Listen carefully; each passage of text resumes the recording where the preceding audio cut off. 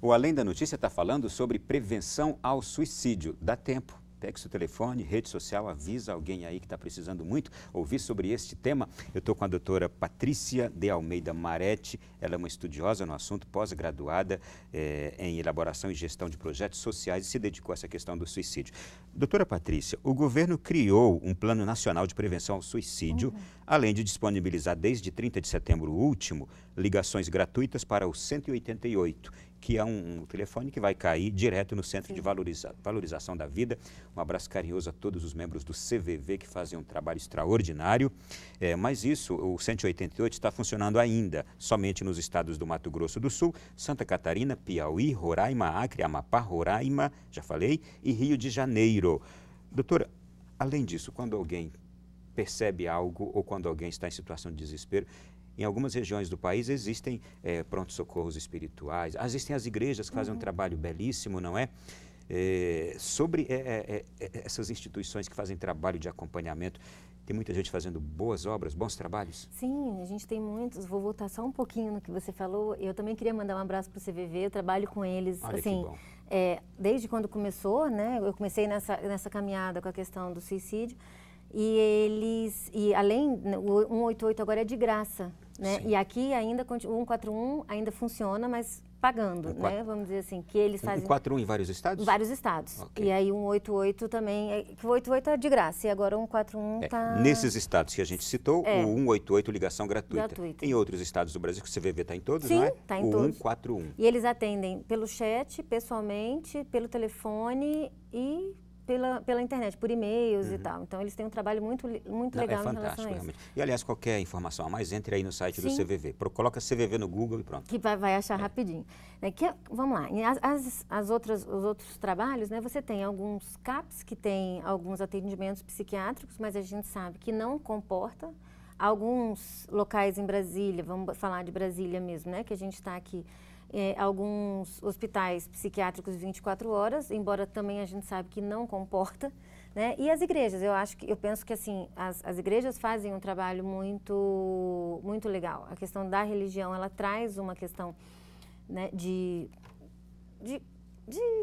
acolhimento. Eu diria que essas pessoas... A religião é um fator protetor? É um fator protetor que ajuda, né? A gente sabe que muitas vezes, quando você tem uma religião, uma espiritualidade que seja uma crença em algo, principalmente a religião realmente ele é fator protetor.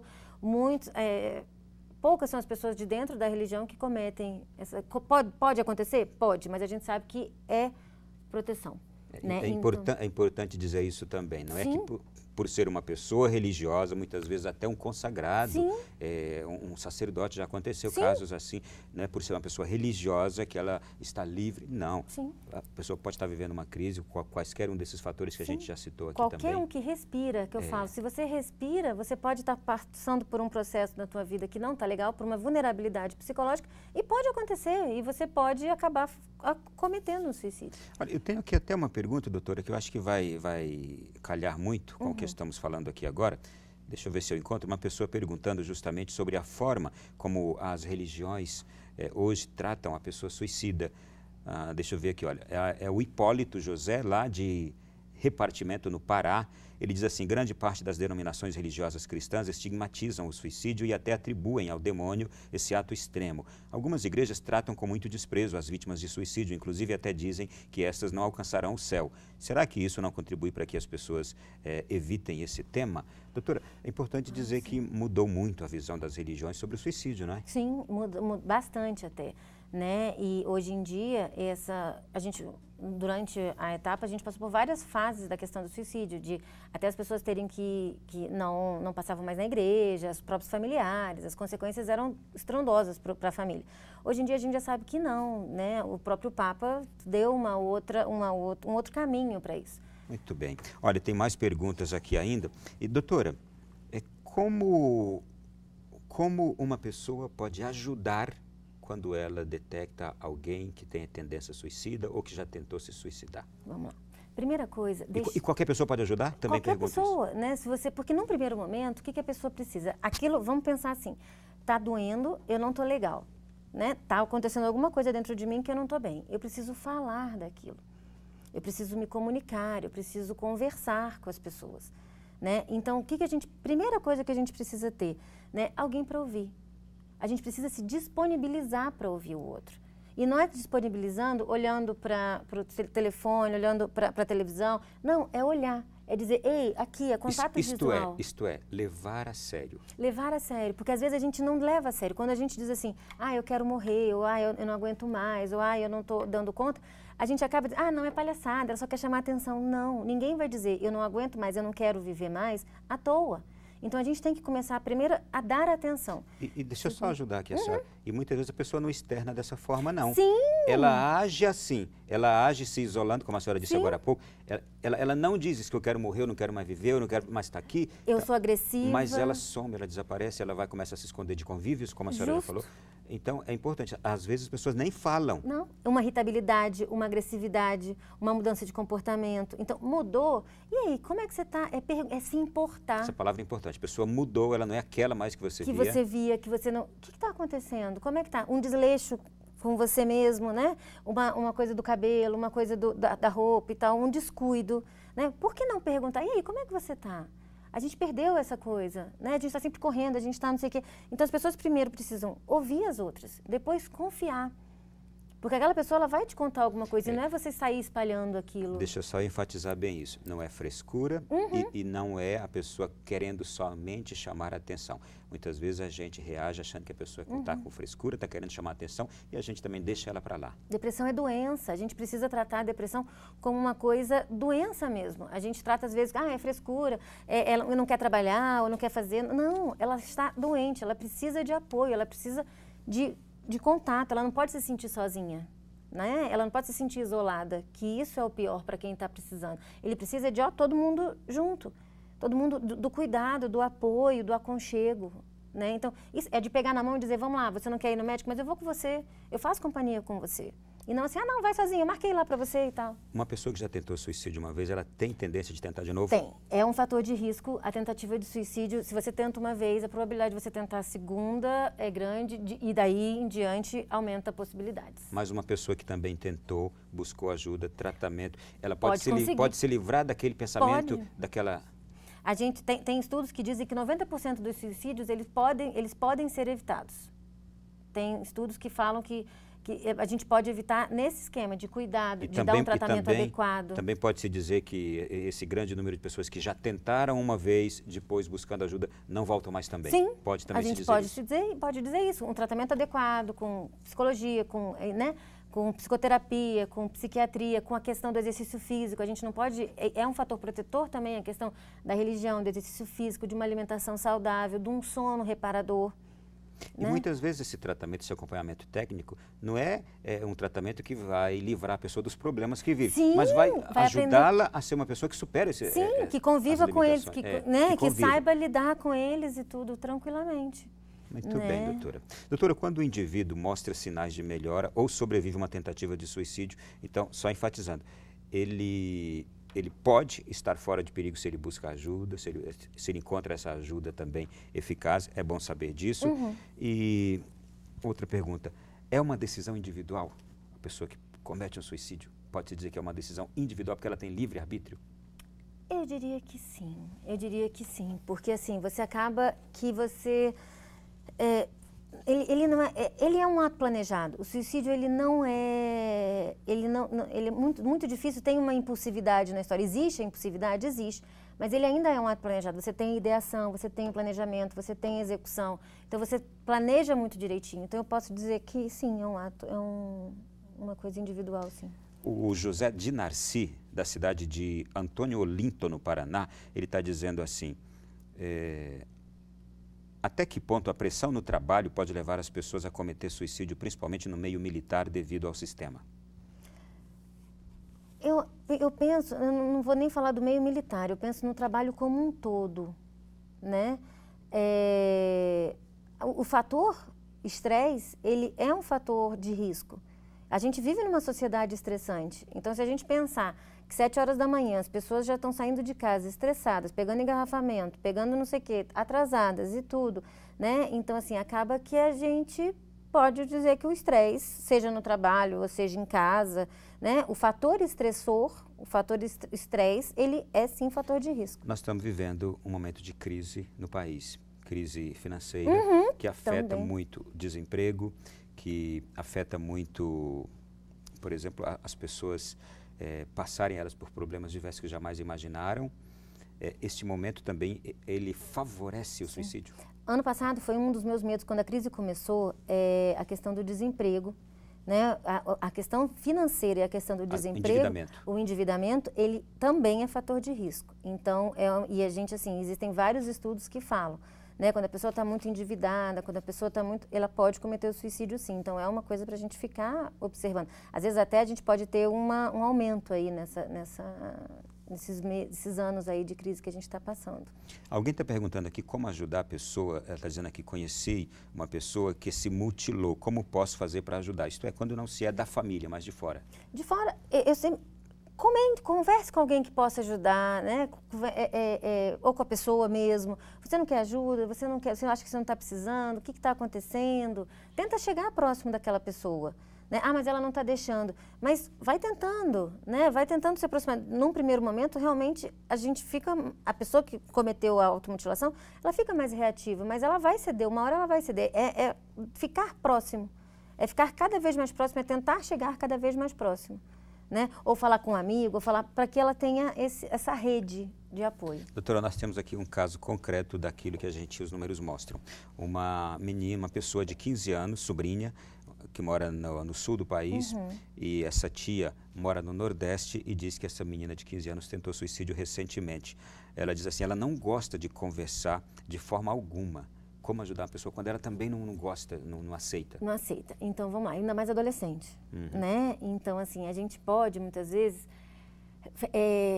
a gente pode, não precisa, é que eu falo, às vezes a gente não precisa conversar como a gente está aqui, a gente precisa demonstrar um carinho. A gente pode, muitas vezes, deitar na cama, eu não preciso conversar, eu posso ficar próximo, vamos ver um programa, vamos ver uma televisão, vamos ver um filme legal, vamos conversar sobre alguma coisa do meio dela. Estou lembrando de Dom Bosco. Ele dizia assim, não basta que os jovens saibam que são amados, eles precisam sentir. É isso que é o problema. A gente precisa demonstrar. Porque às vezes a gente fala, eu estou demonstrando no dinheiro, eu estou demonstrando nos brinquedos, eu estou demonstrando nas coisas, mas eu não pego no colo, eu não dou a demonstração, eu não dou um beijo. E a gente perdeu a oportunidade. Eu não gasto meu tempo com ela. Eu não me dedico. Então vamos dizer, faz uma pipoca, vai para a cama e fica ali conversando. Às vezes não é nem conversar sobre o tema, mas vamos falar sobre o dia, vamos falar sobre a televisão, vamos falar sobre o filme que ela viu, vamos pegar um filme legal para ver de comédia e tal. Ou se essa pessoa não aceita aproximação assim, buscar algo que tire aquela pessoa para algo que ela queira, para algo que ela goste. Vamos fazer um lazer. E você junto. Justamente. Mas eu não gosto do tema, sei lá, vamos ver um filme X. Eu não gosto, mas ela gosta, então eu vou fazer, porque a gente precisa também ceder. Vamos para a piscina, vamos para o parque. Piscina, vamos para o parque, vamos correr, vamos botar o pé no chão, vamos fazer alguma coisa que faça com que os dois, né? Na verdade, eu acho que está faltando até a comunicação. Eu diria que tudo que a gente está falando aqui é muito falta de comunicação entre as famílias, falta de comunicação entre as pessoas. A gente hoje não comunica mais, a gente só está fazendo o que eu quero, o que eu quero, o que eu quero.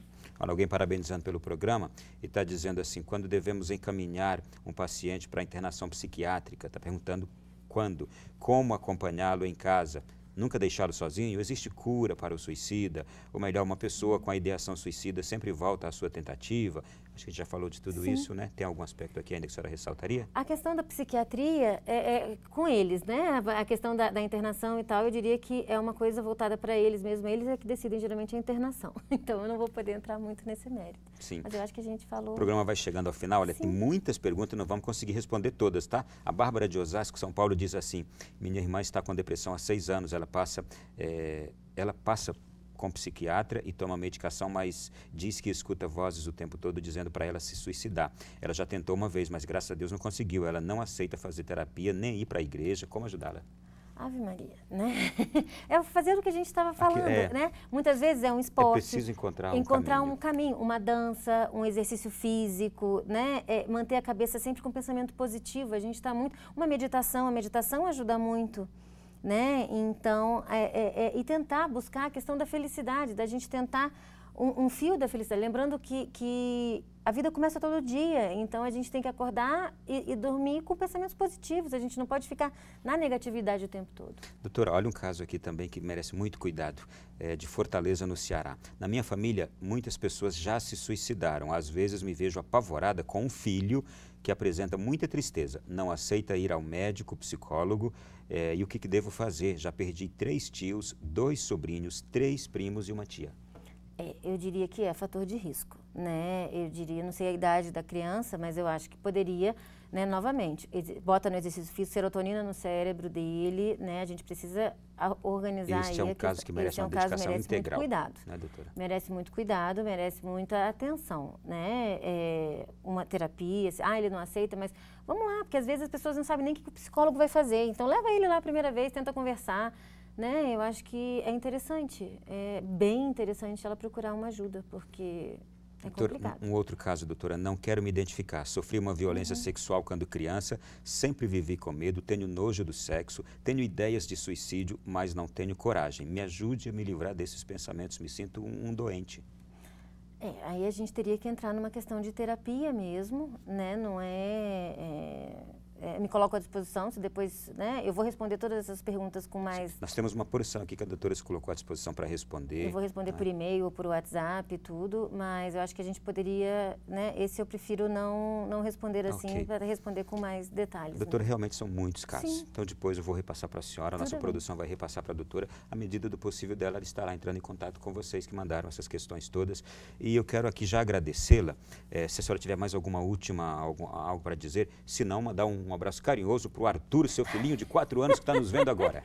Isso, eu queria mandar um beijão para o Arthur agora, que está em casa, deve estar numa ansiedade doida, né? A esta hora acordado para ver a mamãe. Com certeza, para ver a mamãe. Perturbou horrores o dia inteiro hoje, querendo me ver na televisão. Mas, então, beijo, Arthur, mamãe está aqui, mamãe já está voltando para casa.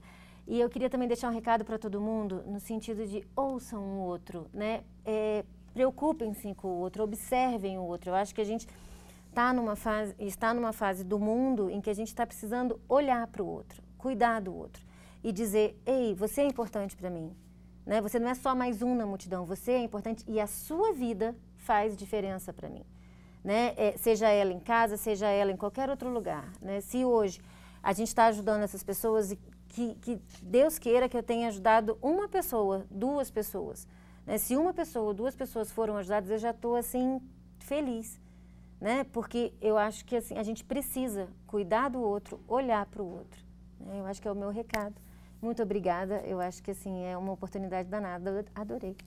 Obrigada a todos. É mais um sintoma, tudo isso aqui que a gente falou, de que o mundo precisa cada vez mais de família. E não do que está sendo proposto, que é a destruição de família, como a gente está acompanhando por aí. O mundo precisa de família, de pessoas que nos amem de verdade, que estejam do nosso lado, perto de nós, nos dando atenção, nos amando, nos protegendo. É disto. Pois bem, acabou o nosso programa. Obrigado, foi um prazer recebê-la. Muito grata, adorei. Até breve, hein? Vamos ter que voltar. Com certeza, até logo. E você que esteve acompanhando a Canção Nova até agora, obrigado também. Está chegando uma nova programação, os nossos jovens estão chegando aí. Boa noite, fique com Deus. Até a semana que vem em mais um Além da Notícia.